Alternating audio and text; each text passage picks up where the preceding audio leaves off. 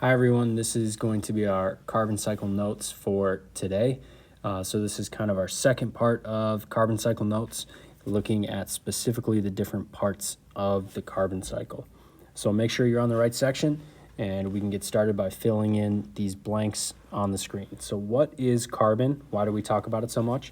It is represented by this letter C, which is the chemical formula for carbon. It is the fourth most abundant element. And the reason it's so interesting is because it can easily bond with other elements. So carbon has what we call 4 valence electrons, meaning it can bond at 1, 2, 3, 4 sites, which makes it really likely to bond with other things. So it's really good at bonding with other things. It's the backbone of life on Earth. We need carbon to build and restructure and replicate our DNA, and we need it for proteins in our body as well. And those carbon compounds are actually found outside of our body in places like ethanol or like used in gasoline, and can help regulate the temperature of the earth. We find carbon in foods as well, in organic material that help provide us energy in different ways. So carbon in our car provides us energy in a similar way that carbon in our food provides energy for us. So where can we find carbon around the earth? Well, we've talked about these 4 spheres, and we can actually find carbon in all 4 of Earth's spheres. And a couple examples, we can find carbon in the geosphere, in soils and different rocks. Like for example, limestone is calcium carbonate. So this second C represents carbon. We can see it in the atmosphere as CO2 or methane, which is CH4. So that carbon there. We see it in the hydrosphere as carbonic acids. So H2CO3, this C again represents carbon. We usually see it in the ocean. Can we see it in freshwater as well? For sure, but we primarily talk about the oceans. And then in the biosphere, we can see it in our DNA and in other organic materials that we might consume to get energy. So carbon stays the same in terms of the amount on Earth, but it transfers and goes from sphere to sphere. So remember that the total amount stays the same, right? Earth is a closed system, so Earth does not gain or lose carbon over time. The total amount stays the same. However, that carbon is being transferred, and it transfers from sphere to sphere. So the total amount stays the same. We just might see different amounts in different spheres at different times based on a couple of these different processes we're going to talk about today. So here are the different processes that you are responsible for knowing. I would be willing to bet that a lot of us have heard of at least one of these, and probably none of us have heard of all of them, because there's probably going to be some new terms today. But I'm telling you right now, this is very important for you to know, and this is something that you will be asked to provide for us on quizzes and assessments. So we're going to start at the top with respiration. We'll work our way all the way down. On the right-hand side, after we go through like the text definition, so we write our definition for the text, we're going to have you draw a picture of that process on the right-hand side. So a couple things that you need an object involved, you need a labeled arrow showing the carbon transfer starting point and ending point. So like, for example, if it's going from the geosphere to the atmosphere, you'll need an arrow showing going from this object to the atmosphere from the geosphere, because it's important that you understand these spheres as well, right? Our unit questions about how carbon moves from spheres, so it's important that you know which sphere it's moving to and moving from. So let's get started with one that we are all currently doing right now. Even as you're listening to this video, you are doing this. You are respiring. Respiration is the release of CO2 by the exhalation or the breathing out of animals, plants, and most bacteria. We're actually going to talk about bacteria quite a bit more in a couple months when we talk about nitrogen cycle. This is how we get energy, right? We need oxygen in our bodies, and we need to reduce the amount of carbon dioxide in our blood. So to do that, we inhale oxygen and we exhale carbon dioxide. So the process that we use to get energy, this respiration process, starts in living things. So it starts in the biosphere. So you can go ahead and draw a picture on the right-hand side. Starting in the biosphere, like here's a person, part of the biosphere because it's alive. And through respiration, this person breathes carbon out into the atmosphere. So not only is it humans, but it's also plants. Yes, plants breathe as well, and animals. And you could also draw in like a little bacteria if you wanted. But it's just a quick sketch on the right-hand side showing how respiration moves carbon from the biosphere to the atmosphere. Okay, next is decomposition. Now this one's kind of interesting. So we see like a bunch of dead leaves over here. And then on the right-hand side, we see a bunch of these really small microorganisms and microbes and worms and stuff breaking down these dead leaves on top. So that's what decomposition is. It is the breaking down of dead material by these microorganisms. And it actually puts carbon in two different places.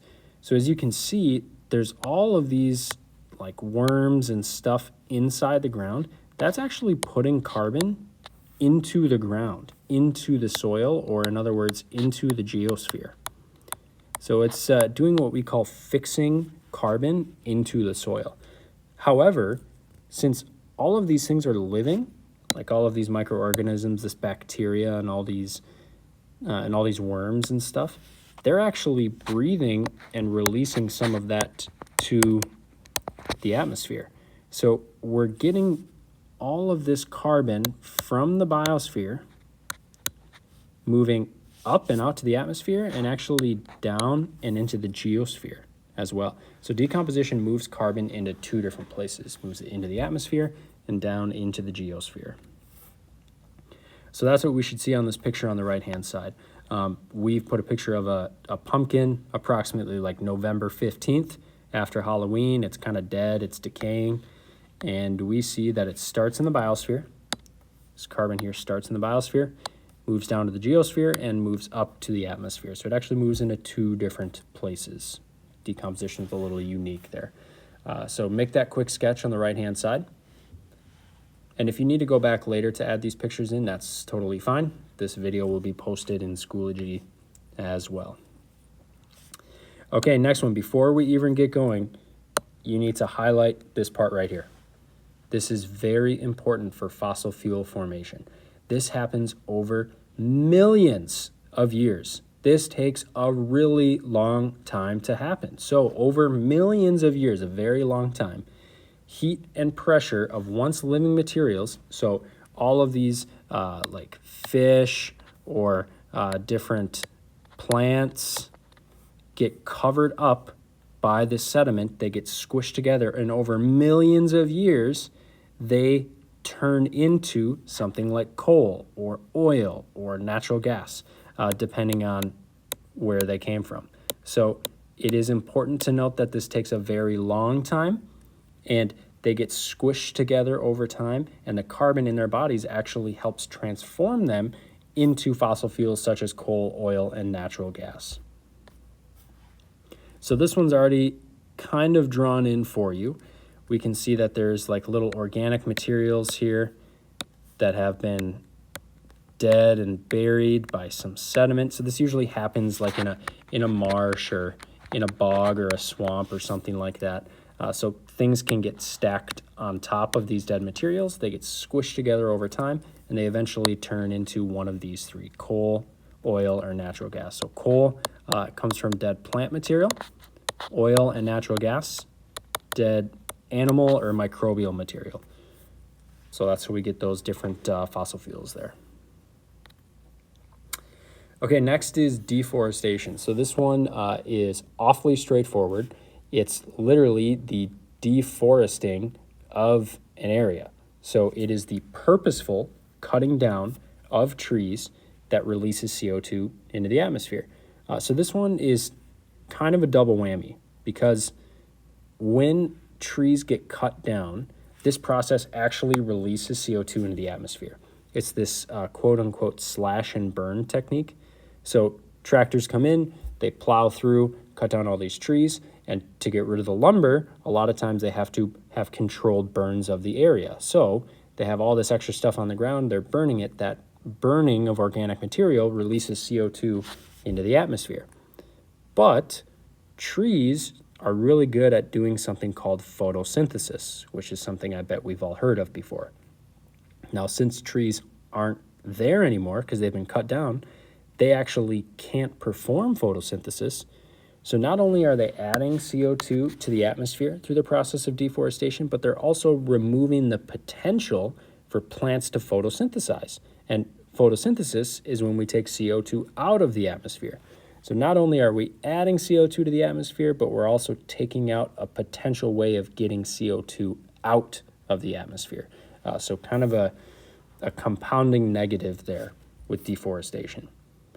So this one's pretty simple. I need you to go ahead and draw that in on the right-hand side. I don't have any hints for you on this one because, well, deforestation is just the deforestation of an area. You can handle this one.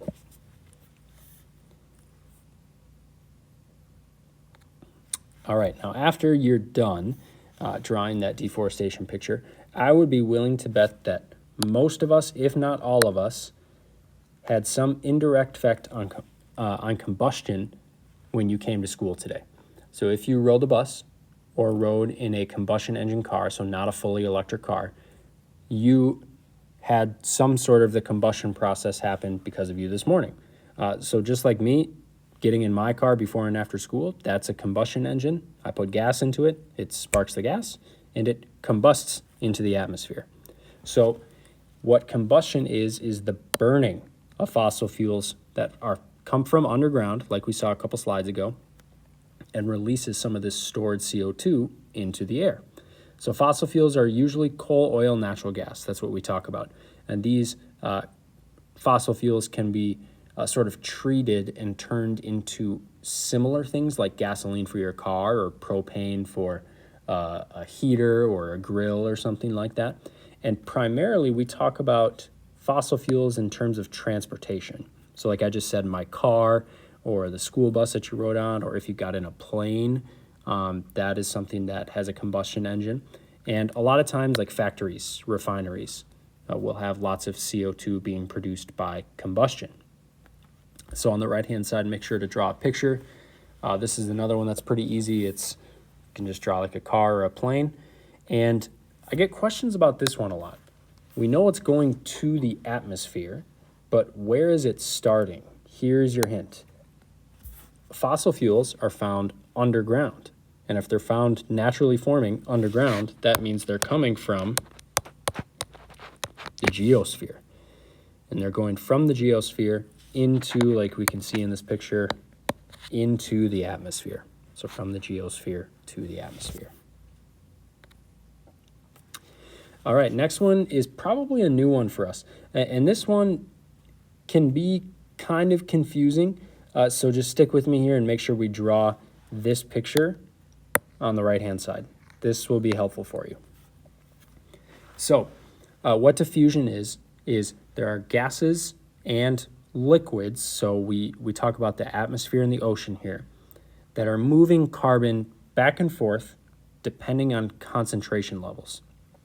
So what that means is in diffusion, we have a high concentration of material on the left-hand side, and we have a low concentration on the right-hand side. The process of diffusion, this is diffusion, tries to even out the concentrations so that they're equal on both sides. So a couple of these molecules are going to make their way to the other side to make sure it's equal on both sides. So that's exactly what's happening down here between the ocean and the atmosphere. So whichever way there are more molecules of carbon, it's going to move to the other side. So for instance, if there are more molecules of carbon in the atmosphere and there are less in the water, like is happening today, then some of these are going to move down into the water. And the opposite is exactly true as well. If there are more molecules in the ocean, then some of that will be released through this barrier in between the atmosphere and the ocean. They'll be released into the atmosphere. So I really like drawing this picture on the right-hand side because this explains diffusion. Wherever the high concentration is, it's going to move to the low concentration side until they're equal. So if this is atmosphere and this is ocean, great, doesn't matter. If this is ocean and this is atmosphere, great, doesn't matter. So for our picture for diffusion, I would draw some water and I would draw two arrows, some going into the hydrosphere from the atmosphere and some going out of the hydrosphere. So this is, of course, is our hydro down here and this is our atmo up here. Oop, change colors.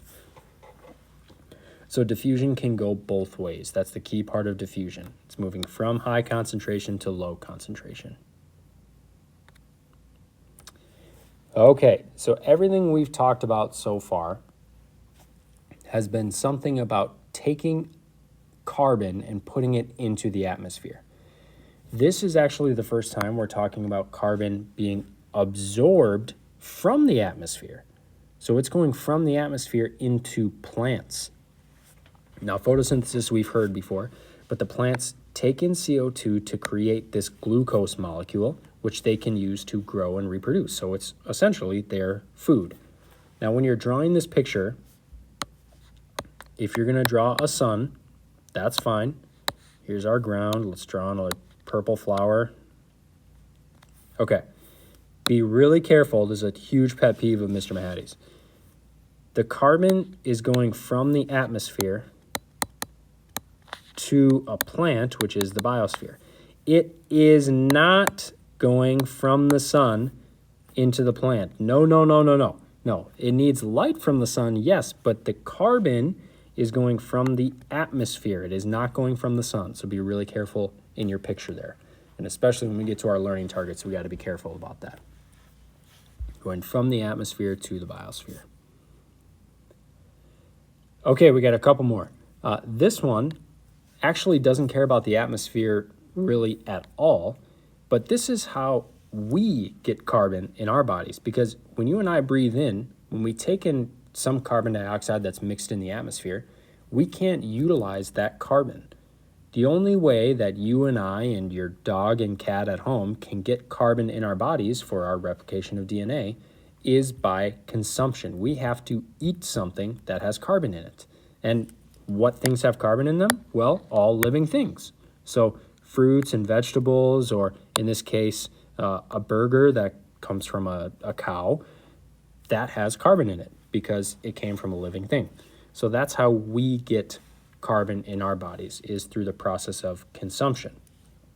Now, like I said, it doesn't really have anything to do with the atmosphere in this specific step.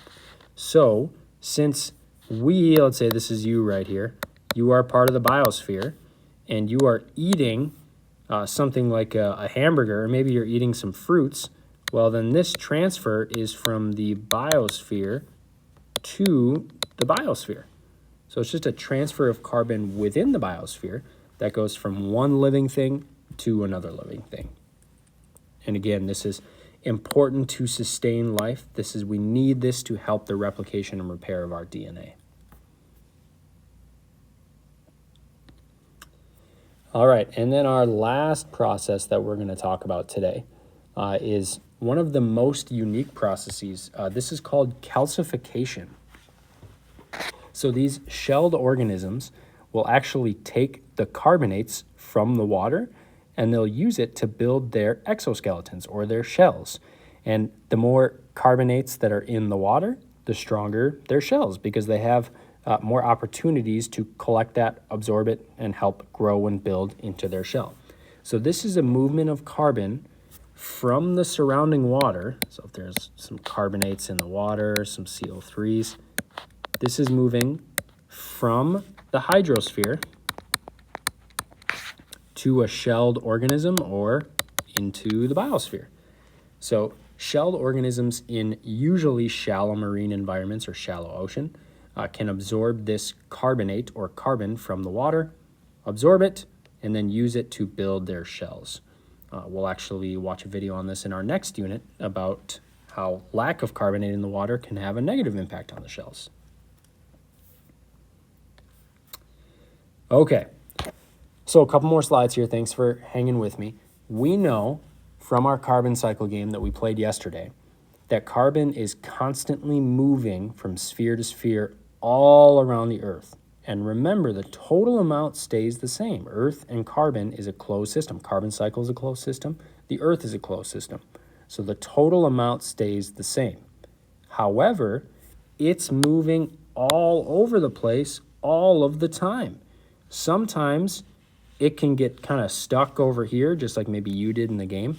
Or sometimes it might stay in one spot for a really long time. That can definitely happen too. So the total amount stays the same. It's just changing where it's located in the carbon cycle. So we just talked about this. Answer this on the right-hand side. Earth is an open or a closed system, which means the total amount of carbon on Earth is changing or staying the same. What do you think? You can go ahead and answer that on the right-hand side. Okay, and then once you are done, the last question we have today is a summary question. Now, remember, our standard for this unit is looking at quantitative models, so models using numbers. I want you to take a look at this model and see if you can answer what the total amount, so this word net means total, what the total amount is going into which sphere. So use these prompts here, add up all the ones that are going into the atmosphere, all the ones that are going out of the atmosphere, and then find what the total change is and where the majority of carbon is going. If you can have this done by the time you roll up to class on Monday, you are going to be in great shape. We can chat about this on Monday if you have questions. Again, this video will be posted in Schoology if you missed some of this in class. So please make sure all of these notes are filled out. We'll practice next week, and then we have a quiz coming down the line next week as well. Okay?